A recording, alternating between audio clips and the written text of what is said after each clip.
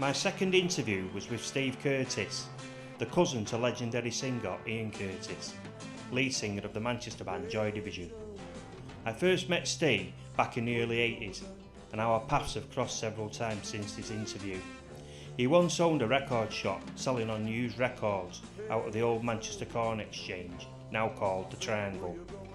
My first thoughts about Stephen were how much of a fanatic he was about Jimi Hendrix and collecting rare vinyl records at bargain price. A lover of rock music, his musical tastes vary from 70s punk band The Jam to soul legends the Isley Brothers and T-Bone Walker.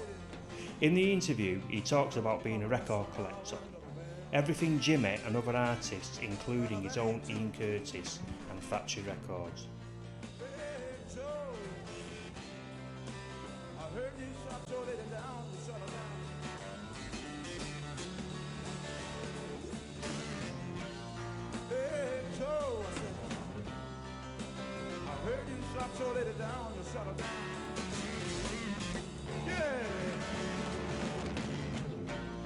Yes, I did, I shot her.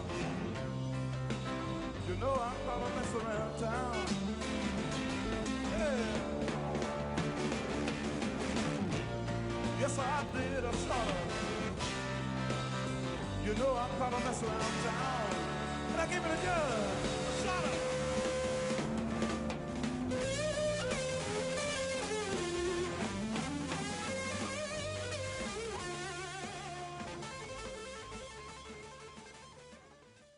First attracted you to Jimi Hendrix, Steve? Right, the first attracted me was when I seen him on Top of the Pops calling 1966, singing Hey Joe. The year before I was born. That's Yeah. how long that's been. 48 I know, years ago, that. Well, I was born in 52, Mm. so that would that make me in 66, like older baby in 66. Oh, we're doing sums now. Would you have been 14? About 14, yeah. 14 years. Well, that's the right time to get into music as a teenager, isn't it? And that's when, you know, like I say, I seen him and I thought, what's this? Who the hell is that? What's this black guy about with all his hair? Yeah. And the dress and all that, and I thought, the guy's brilliant, guitar playing. You know what? Even I today, watching that on footage from YouTube, still get the hairs on the neck. Still get it. Oh yeah, you do. And I'm not even a great lover of Jimi Hendrix. I just get what he's about, you know what I mean? But, so you've just said that's the first time you heard him. Do you feel that his music influenced you from that point? What influenced you about his music? Because if you think about today, how much stuff you've got and how much you've collected over the years and collated, what that must have been the starting point. Oh yeah, well it influenced me to buy other stuff and hear other stuff. Like I bought a load of 60 singles off a mate of mine and a little record player when I didn't have a record player. Like a White Head Affair, Procol was one of them, which was really good. Mm-hmm. You know, and then all the other sort of pop 60 singles, you know, at the time. Yeah, yeah. And a little player, when I didn't have a player, a little player with a speaker in. And that was really good, and I just... Was it a dance set? No, it was a little, the top came off and it had a speaker set in the top of it, and just the controls here. And that was the first one I got. Yeah, yeah. And, you know, and I bought all these singles off him as well. And that's what set me off going, and you know, then I started branching out, you know, looking into the chart stuff. Mm. And you get a listen to it, and, you know, what else could you get? And also you get Purple Age, Jimi Hendrix, the second single came out. Yeah. I've got that. Was that on track? It was on track, but Colin, it was on black track, but I found out later, which I got a copy of, it came out on white track. So hold on a minute, let's get this right. So the centre label was silver on black, original track issue. Yeah. But you found one what? On white track. Wow. And you've still got that 7-inch? I have still got the white track. It goes without saying. I've got 3 copies of the white track. Really? One copy's not in good nick, which is probably my own copy that I played. Yeah. You played them to death, didn't you? Let's Yeah. have it that way, Colin, when you was younger. You didn't think about condition that they'd be collectible, as in the sense worth money. You just played them. But like I say, I picked another copy up in Exton. Then I picked a mint copy up, unplayed, in its 60s original white sleeve, because you can tell a 60s sleeve, Colin, by the shape of the top of it. Yeah, the angle, don't they, Steve? Like a wave. Wavers like a wave, yeah. It waves. Yeah. And it was in the white sleeve and the record. Yeah. And was it a track sleeve as well, Steve? Did it say track on it? No. But you could tell. Yeah, I know what you're saying. They didn't have track sleeves, just had plain white sleeves to track. Yeah, you can identify it by its shape for that period in time. Got it, Steve, yeah. I do actually remember now coming across a white track with black writing, and it's sort of like boxed around the edge of the track, innit? It's like a thin line, isn't there? So it identifies it more. Yeah, I do remember seeing them now. Don't know if I've got them. But I came in that right, Colin, when I had my shop and I used to buy stuff in. A young lad brought some in, some singles in a paper bag, right? Like, you know, from when somebody bought it, obviously one guy bought them, had them in this bag, and never took them out, and they were never played. And there was Hey Joe and Purple Haze. But it could have been like you and had about 1 million records and just dropped them behind the cupboard. Exactly. And then he's passed away, and the family found him. That's what it's No, all so about. I just, Yeah, but it's ended up with the right person, Steve, remember that? well, yeah. The best collector of Jimi Hendrix in Blackley, if not the North Manchester area. That's what I say, because I know you're one of the biggest collectors. Well, yeah, I would say I was one of his collectors. I don't know anybody else. No, I don't. I've not come across Jimi Hendrix fanatics, not hardly ever. Not to say that they don't exist, but... Yeah, but you know why, don't you, Colin? Because everybody was into the Beatles. Yeah, well... So you get loads of Beatle collectors up in galore here, won't they? Yeah, you were thinking out of the box. Well, it just goes to show the type of person you are. With you sort of like, your mind was more open to that different style of music than you just... I'm not saying the Beatles were normal by any standards, but the Beatles obviously went through their evolution, and they were doing in that period. But they certainly, Jimmy was unique in the way he was. Oh, of course he was. Yeah. What did you think about his guitar playing, Steve?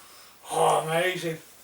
I was amazed when you seen all them tricks he did, playing the guitar behind his head and with his teeth and all this and under his legs. But he stole all that, Colin, as well. Go on, who off? This, can I find it? No, I can't find it. He's playing it behind his head. T-Bone Walker, you don't know it, you never heard of him. I have heard of him, but I'm not familiar with his work. Is it a blues? He's a blues guy, yeah, T-Bone Walker. Right. Used to play behind his head. Right. And do the splits and play it like this and all this. Did all these tricks. he play with him in his backing band and he saw him do something like that? Did Jimmy back him, in his backing group? No. Because he did a lot of that Jimi Hendrix early doors, didn't he? He was a session musician, wasn't He was a session musician, Colin. He played for the Isley Brothers, which have got all the singles by the Isley Brothers on American Atlantic that he played on. Right. But you can't really hear him because what they had was, they had a brass backing, saxes and trombones and trumpets on the backing, so you couldn't really hear the guitar. But he did back them on them, because I found out, and I went to, I don't know if you ever known it, Colin, Goldmine Records is in Shambles Square. What are we talking about here? What era? 80s? 70s? 80s. 80s. I It was there, probably in the 70s, but I bought mine in the 80s. When they had my records up in the Corn Exchange, I used to go over there. They used to have a cheap section on the floor, singles at 50p, American ones. I used to go over looking for stuff to buy and resell in my shop, or buy, see what it sounded like, because I might have heard of it, and keep it for myself. You know, if it's progressive music or a bit heavy blues or rock. And they had a downstairs in that place. You had an upstairs, and the downstairs is like a cellar. Yeah. And it was full of stuff down there, and the Isley Brothers stuff was down there. Right. I remember paying £6 each for them. Gee, it's for single. Yeah. And how many was he on? You know, backing them with? How many records? 3. 3 in total. But 3. he was with other artists as well over his Oh yeah, he this did. period of time, wasn't let it? me explain about this whole 3 Yeah. he played on. But there was one he played on with the Isley Brothers and Dionne Warwick. Dionne Warwick, yeah. Yeah. Can't remember the title of it now, but he played. I've got that. I eventually tracked that down on a demo, yellow demo, Right. British yellow demo. Cost me 20 quid. Could you hear him on that track? Yeah. So he was clear and vibrant, got it right the way through. Well, it's not that clear, but he did play on it. I read about it and everything, Yeah. and found out about it. But was he more of a, during that period, would you say he was more of like a rhythm guitarist rather than somebody who was taking the lead in a song? Well, he was a rhythm guitarist, yeah. Well, he had to play the backing music, didn't he? But the Isley Brothers then, Colin, when he died in 1970, all these LPs started coming out of Hendrix's, all these, you know.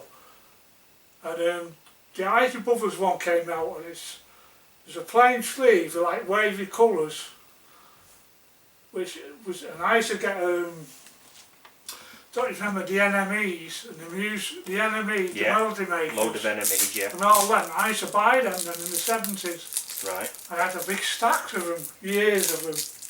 Gave them all away, Colin. Yeah, I've been the same, Stevie. I kept all the ones with Hendrix, but the rest I gave away. Yeah. And they're worth like £10 each now. If we only knew, don't we, hey, how But things it are went going so to go. good home, like, this guy who's collected stuff, he had stuff in him that he wanted. Yeah. So I gave him Chris Beckett, friend of my sister's friend, Yeah. his brother. Right. Yeah, so, like I say, I seen this LP in one of them, Yeah. Isley Brothers and Jimi Hendrix. I thought, don't like that. Right, so I sent off for it. Yeah. Come, and it come. And on the back, it had this write-up about the band, pictures of the Isley Brothers, and it had a picture of Jimi Hendrix on it with them as well. And I read the write-up and it said, you know, like he played guitar, and he played guitar, and it was good and all this. So I get the album out, stick it on the deck, Colin, put it onto play, and no brass backing. So you could hear Jimi Hendrix guitar to the front of the album, not to the back. So they'd remastered it. Yeah, they remastered the track. and they put it out. So I got the album going and I put it on, and it was always, every track it was on, you could hear the guitar to the fore. Yeah, because they've remastered There's one it. particular track called Have You Ever Been Disappointed? And it's like a slow blues track, Yeah. sort of rocky blues but slow. Yeah. And he explains it, I read it or he explains it somewhere, somebody explains it somewhere. There's no gimmicks for the guitar like wah-wah pedals and all that in because the recordings were from 1964. Right. So what he was doing was bending the strings, one string over another string, Colin, to get this vibrato sound right. Right. And you could hear it, and it's absolutely, what a brilliant album. What guitar was he using then, do you know? Would it have been a Gibson, do you think? No, but he probably was, at that period he might have been using a Fender like he did use, because when he first started as a session musician, he backed all these people, he started with this Dan Electro guitar, a red one it was, and he had a red coat. Yeah. You had to have a red coat to be in this band, and he had this red guitar. Yeah. And it progressed as he, even though he was only session, it progressed. Then he got his own band, Yeah. Jimmy James and the Blues Flames he called it, Right. and he done the Cafwa, so he said the walls were like cheetah wallpaper on the walls, his club. So he had these coats made of cheetah material for each member of the band. So Because I've got a picture of it somewhere. yeah. So we've diversified a little bit here, but we want to try and get back to the questions in about the evolution of Jimmy. But so the first single he ever brought out was Hey Joe. Hey Joe. So we move on to the second single, Purple Haze. Purple Haze. Now obviously these were now becoming hits in this part of the world, and people like yourself were obviously buying them. Yeah. So was there anybody else you were around at the time was interested in Jimi Hendrix, or was it a one horse track for you? I was just interested in Jimmy really.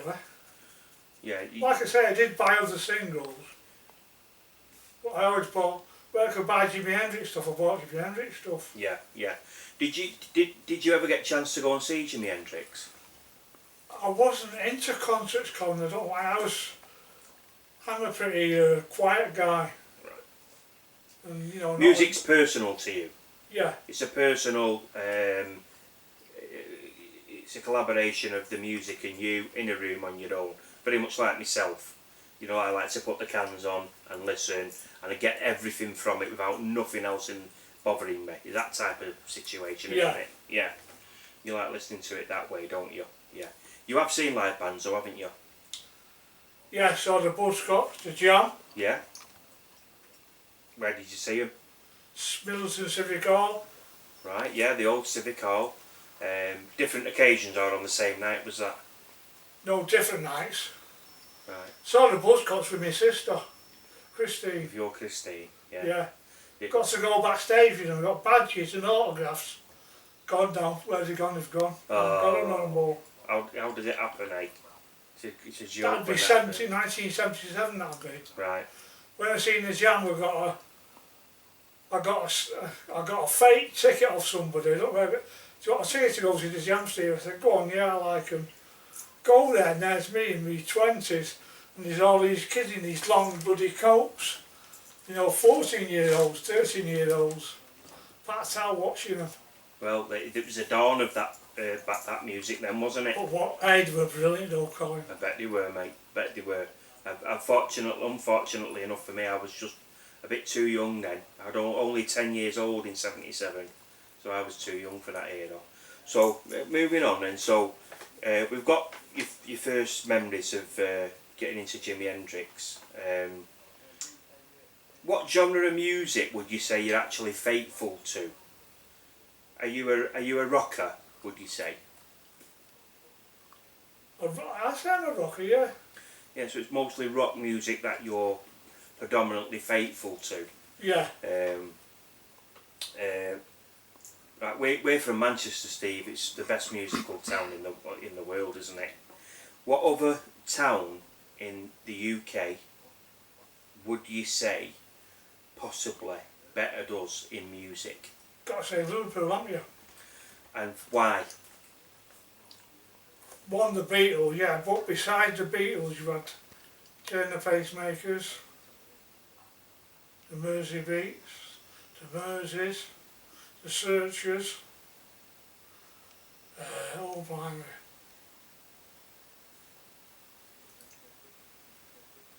Can't think of it. I know loads of bands, but I can't just say Yeah, off the top of my head. the list is endless. It is. Yeah, and when you think about the first ever vinyl record that you bought or was given, like by your mum and dad at a birthday or Christmas, do you know what that was?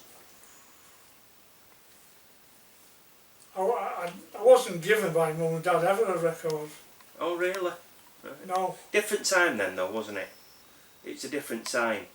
It was about money then, and things were different. You're a big family. You're from a big family. How many's in your family, Steve? 5 of us. 5 of you, yeah. So it's not easy to be able to find the money for stuff like that, is it? Something that when you started working, you'd ventured out and find yourself. Oh yeah, starting. I'd say seriously collecting from 1970. Yeah. When I got to about what then? 17, 18, wasn't I? Yeah. So I got serious collecting. I remember buying a Labby Sifry single. What, sorry? Labby Sifry. Okay. Have you heard of him? I haven't actually, no. And who is he, Steve?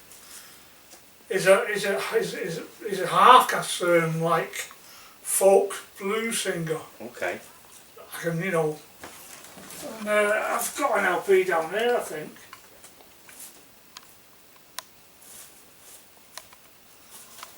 Which I picked up pretty recently, about 3 months ago.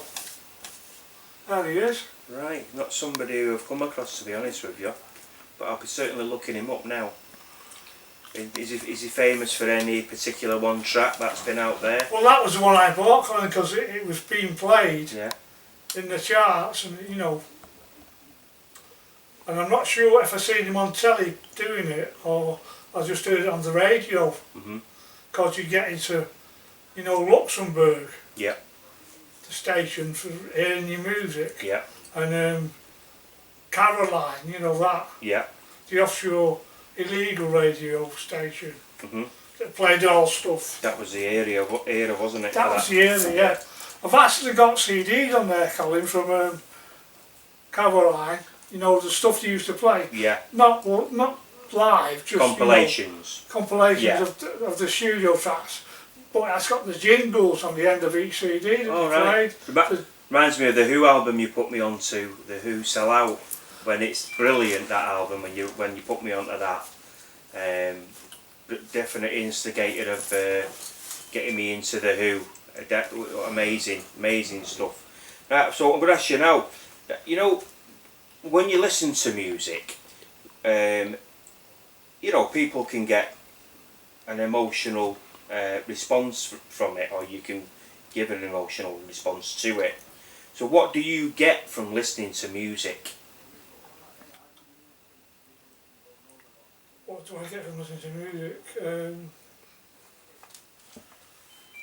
I get a buzz out of it, and you know, I do get emotional about it. Some of it's really touching, Yeah. that you listen to. Yeah. But I get satisfaction of hearing good music. Somebody who can play and sing. Yeah. Not like today, they can't play and sing, some of them. Yeah. Yeah. You know, this modern music, there's a lot of rubbish in my opinion. Certainly took a turn for the worst, hasn't it? Well, it has, yeah. But you've got to give them a chance as well. You know, I think we have to listen to everything to make. Well, yeah, you've got to make listen to. Yeah, I've got a great pal of mine, Dermo, once said to me, you know, you've got before you can come out with a comment regarding a genre or an artist, you need to have gone back and listened to everything. You can't just, because of that one track, say crap. You know, No. you can't do it. You can't nail somebody with it. No, You've got to go back and listen. And like I say, with your help all them years ago, that's what I eventually went on to do. I went back in the evolution of music, and to come back to where I'd started, that was a hell of a journey.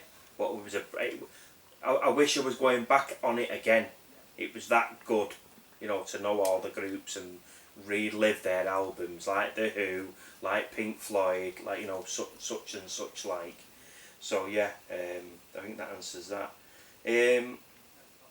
Is there anyone else in the immediate family of the Curtis clan, the Blackley Curtises, who are music related? And I'm really pressing probably here about Ian. Related to Ian? Yeah, Ian Curtis, your cousin. So when I ask this question, is there anyone else in your immediate family music related? Which leads me on to Ian Curtis. So Ian Curtis was your cousin. Tell us about that. What you know about Ian? Not a great deal, Colin, because I'm a lot older than Ian. Right.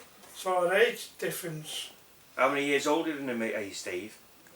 Oh, how old was he when he died? He was only young when he died, wasn't he? Yeah.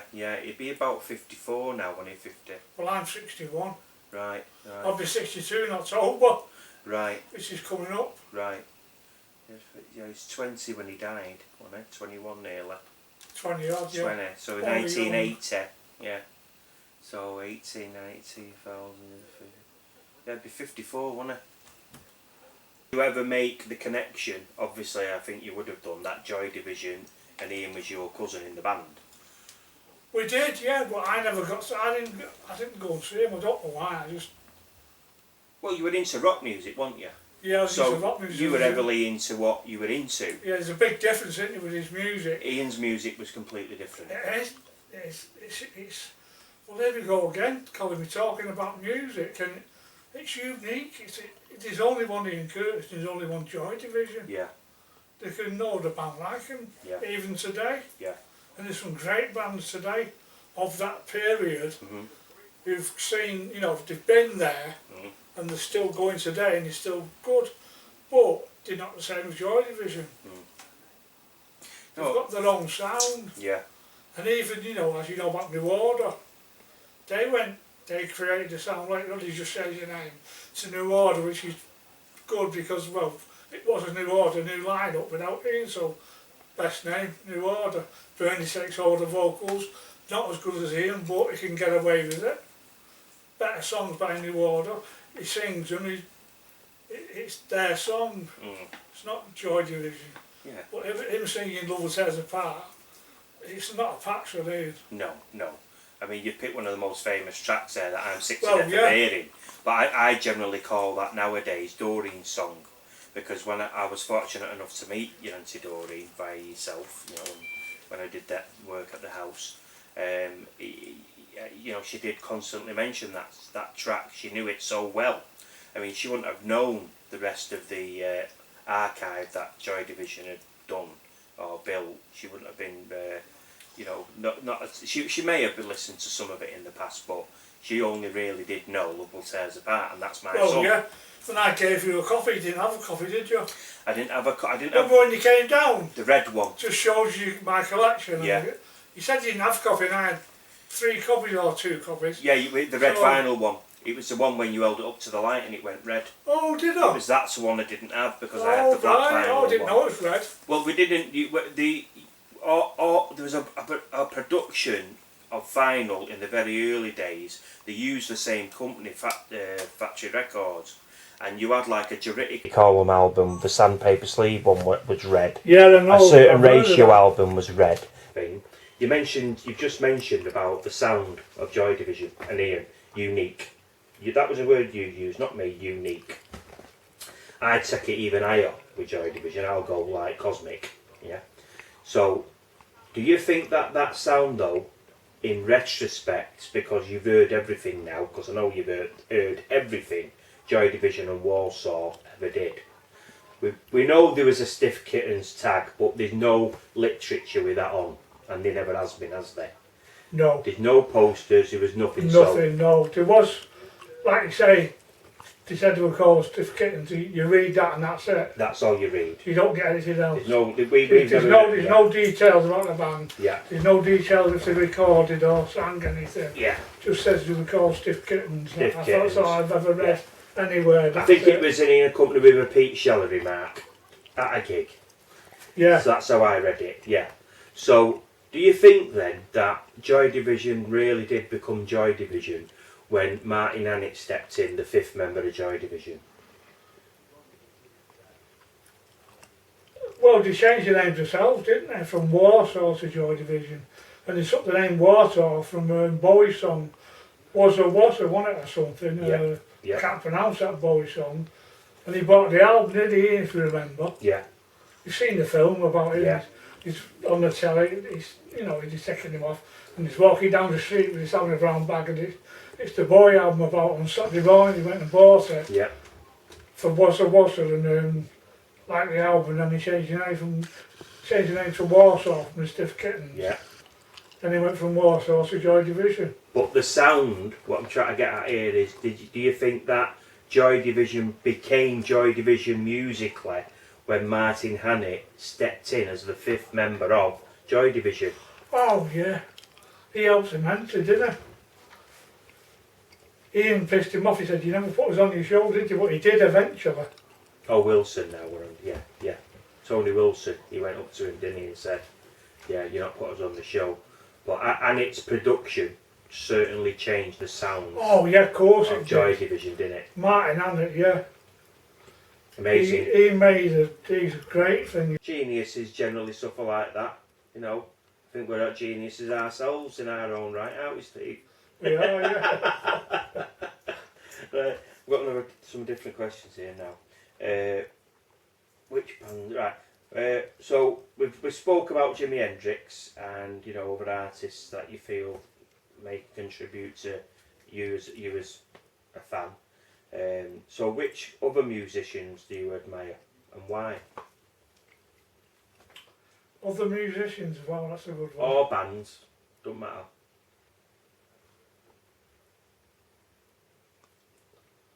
Well, just the Who in there straight away.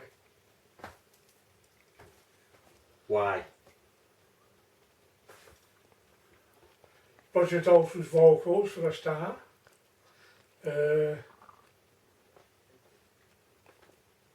Pete Townshend's guitar.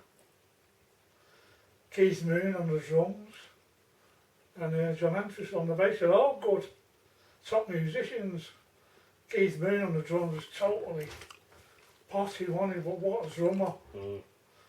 But he was lived his life to the full, didn't he? Have you got everything by the Who? No. I haven't, Colin, no. But I've got very little by the Who, actually. really? I've got only them backtracks. Right. I sold 2 to you, didn't I?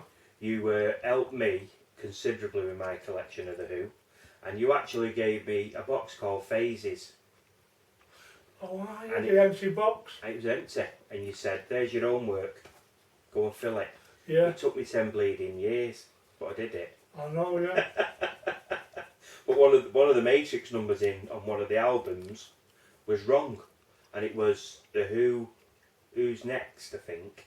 The Matrix numbers pressed wrong on the album, and it was still a Polydor pressing in the embossed Polydor centre format, because it was like the plastic centre, not the paper Polydors with the white writing on. This was the embossed black writing, and that Matrix number on that, I subsequently found out again through another website after all them years, was wrong by one number. But I got it in the end. Did you? Yeah, I got it for $2.99. See that? And I spent years looking for it. But I filled that box, and it was the fun I had filling that. It cost me money, it cost me time, it cost me research, but I did it. I think I remember ringing you that night and saying, "I've done it." Brilliant. Yeah, brilliant. Who. Still a good band, though, still perform. What, you on the telly one night, I'm sure? Yeah, they've done the 50th anniversary, haven't they? What's it? It's the 50th anniversary this year, and it's the 33rd anniversary of Quadrophenia being issued. They just had a big get-together down in Brighton, all the mods. My mate went, Nev McLaughlin and Johnny Abbott, they went down.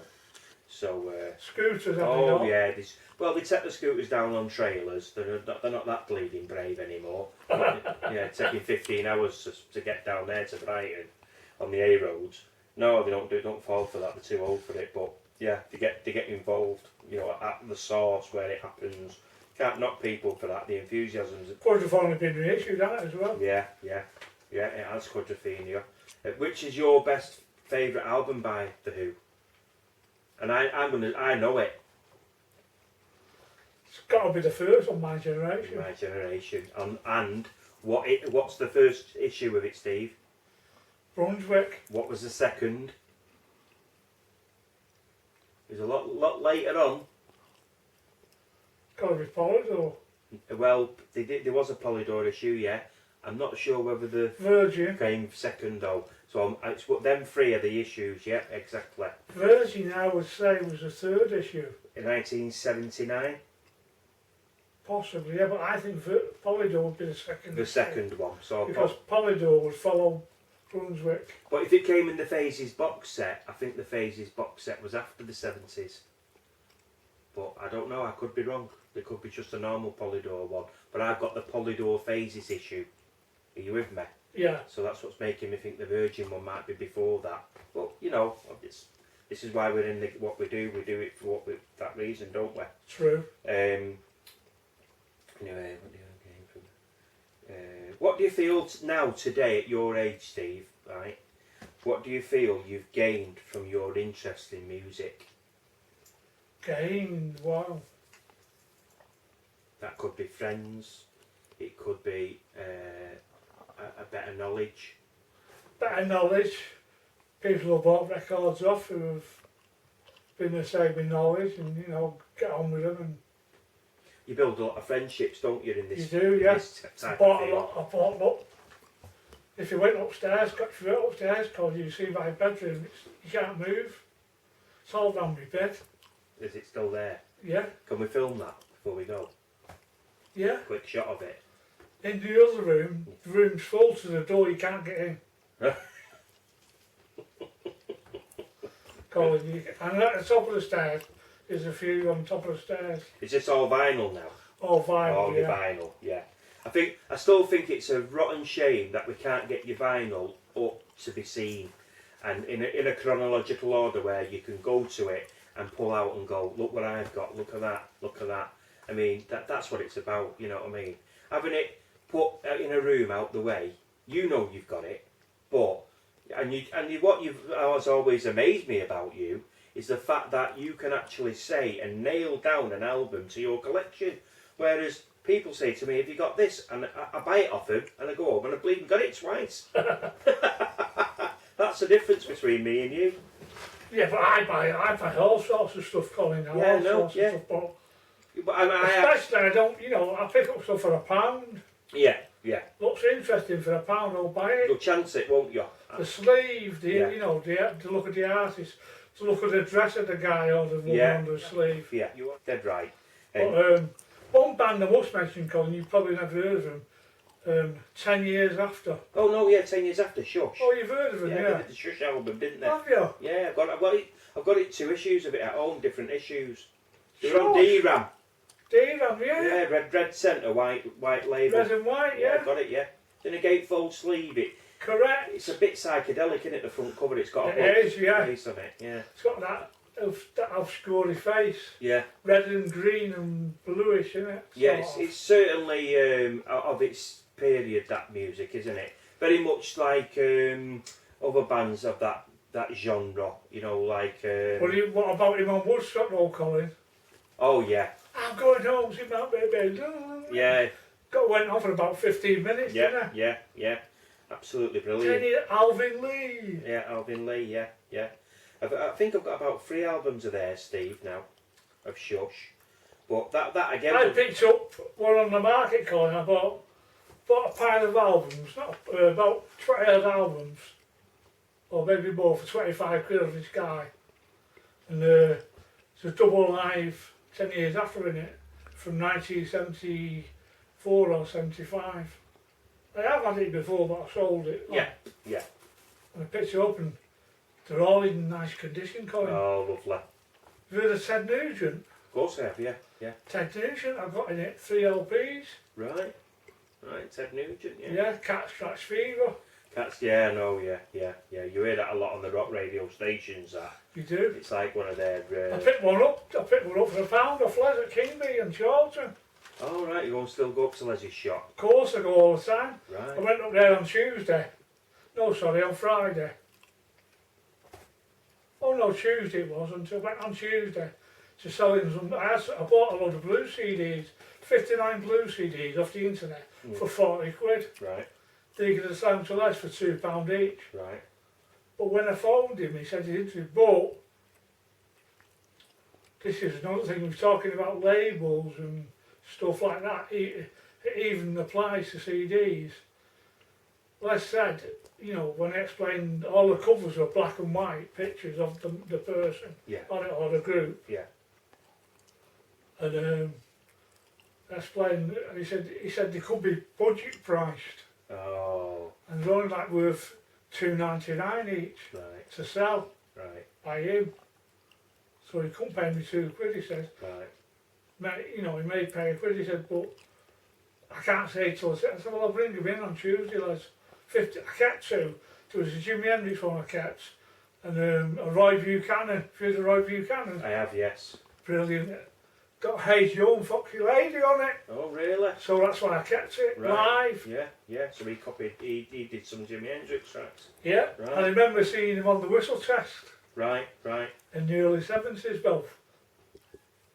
Yes, early 74, 75. Brilliant show, Steve. Brilliant show. Right, what's your holy grail single, album or CD that you need to find? What is it? Wow, what I need to find? Like with me on Factory Records, it was that artist who was one of the classical artists, remember? Oh yeah, the classical one. Pays. He was called Pays. And I forget the name of the bloody album now, but I should know better. But yeah, that one I needed to finish with all my collection. So what's the one that you need of Jimi Hendrix? Ooh. That you're missing? The mispress of Cry of Love, pressed on pink vinyl by mistake, and there's only 3 copies in existence. Brilliant. What would you pay for it? Anything. What's it worth? What's it worth? Thousands. Thousands. Brilliant. Right. Let's finish on do proud you of a DJ DC. Right. Do you ever? I want to finish on this. Do you ever see an end to collecting? I don't with my collecting, but there's a point where I've got to stop because I'm running short of space. I've got to get somebody in the attic and keep this floor clear because it's stupid like this. It's not like an house, is it? It's like a bloody record shop. It's like having a record shop, so. And I'm not getting any younger, Colin, so I've got to stop at some point and start selling some stuff, which I intend to do because I've been buying stuff off a guy, right, paying like over £1,000 for, you know, his collection. I bought virtually all his collection, paying over £1,000 a time for this, but there was stuff in it like worth 350 quid, 50 quid, 100 quid, 40 quid, you know, all 10 quid, 15s, stuff I don't know on. I know the stuff that's rare worth 40 quid on certain labels that is reissue labels or private labels of these bands who I don't know, and I've not played any of them because they're all mint. I don't want to play them. Keep them mint and you can sell them. There's a label called Arkham Colin, and they do a lot of stuff. And you see in the Record Collector magazine, there's a guy who advertises that stuff all the time. Special reissues, 40 odd quid each. Right, never even heard of that label, Steve. Opening my eyes again, I'm still learning from you. Well, it's a special label. I didn't really, but you know, the sleeves are good and you've got pictures of the artists. Quality. Oh yeah. Last question, where are United going to finish in the league this year? Ooh. 5th or 6th. That's all I can say. My reasons for interviewing George and Stephen are that in some small way they help me with my collection, either by contributing or just being around their sheer enthusiasm of the black stuff.